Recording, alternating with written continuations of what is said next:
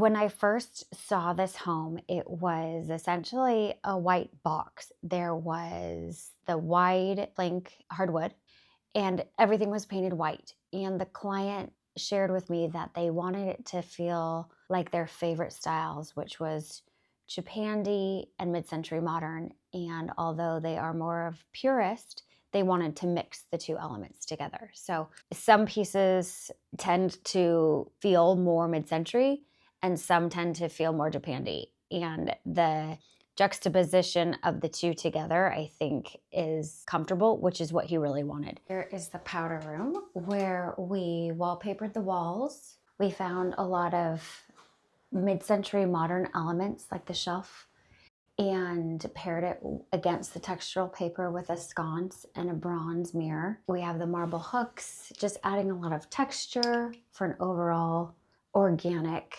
Japandi feel. In the hallway, we reconfigured the laundry doors and have built-ins behind for more of a function.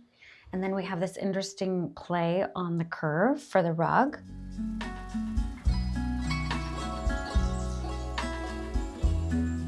With the mid-century and the Japandi style, they're both dominant with bringing the outdoors in, and plant life is so inherent in the styles that picking a sculptural tree or picking a tall plant was so important to be the only thing in the corner, have its own moment, its own focus, its own special qualities that in, say, a traditional or a transitional home, you can't get away with just having a plant in a corner. So making that plant feel like it was grown especially for the corners in which I've placed them is really important to get a structural plant life element for Japandi and even a little bit of mid-century modern. Here in the dining room, we used the elbow chair with a leather seat for durability, and the green adds a nice pop of a subtle color. We have the espresso brown marble top. This table could actually seat 10.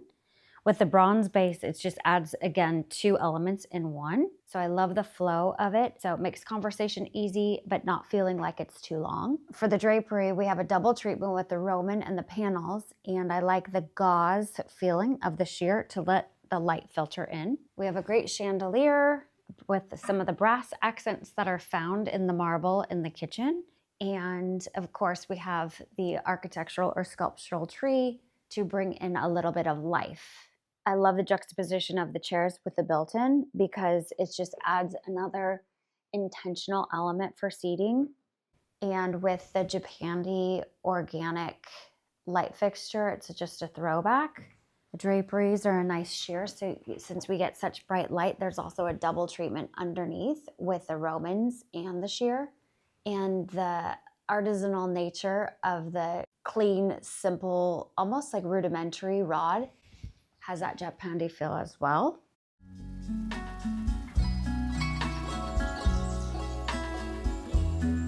I wanted to interject a lot of lush fabrics, velvets, chenilles, heavier linens, a lot of fabrics with textures, but I also wanted to pick the furniture that had some movement to it. A lot of padding, a lot of channeling in the quilting, a lot of different types of sewing, so it would feel like the one piece in the room had more interest to it. It wasn't just a typical chair, it had a lot of detail going on. It wasn't just one thing, it had two or three elements to it, which I think brings home every element in order to make it feel special and minimalist. This room has the lime wash on the walls, the low velvet headboard with the floating nightstands, and the chair for reading in the corner. Having the different options of lights, the sconces, and then the reading nook over here is a great way to add a different layer of design as well as a layer of function in an otherwise sleeping bedroom, so you can set the mood and you can feel like you have flexibility. In keeping with the organic feel of the house, we wanted it to feel like you have a primary, a feminine room, and a masculine room. And in here you can get that with the soft textures, a little bit of the blush pink in the pillows and bedding, as well as the drapery.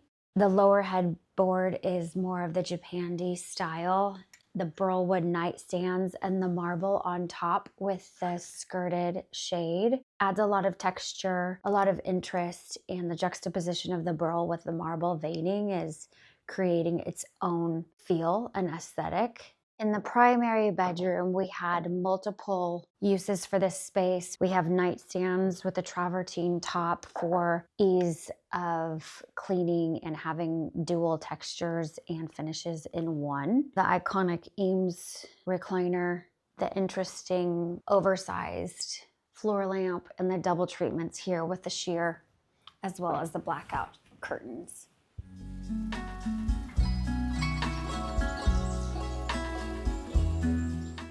For this home, it was really important to me to find the perfect thing.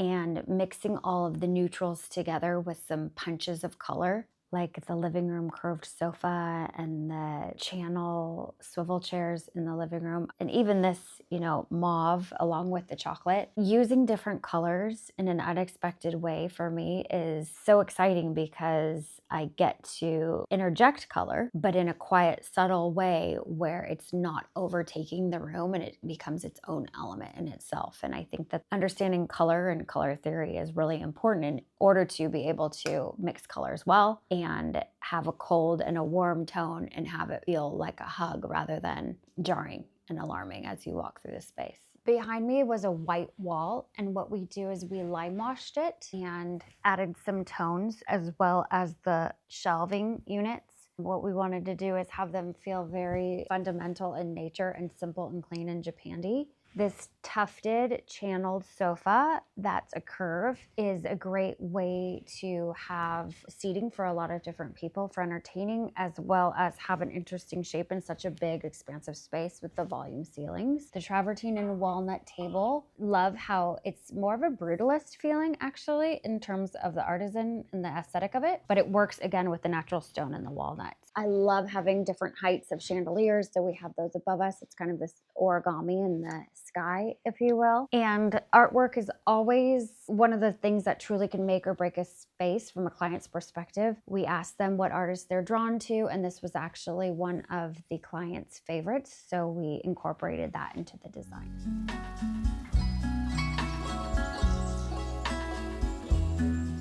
The timeline of this project was truncated because they bought it and they needed to furnish it while he was living here. I really wanted to pick pieces that were in stock and able to get so he could have a furnished space as quick as possible. All in all, having the Japandi meet mid-century modern and still feel comfortable and warm without feeling cold was an interesting thing to put together and do well.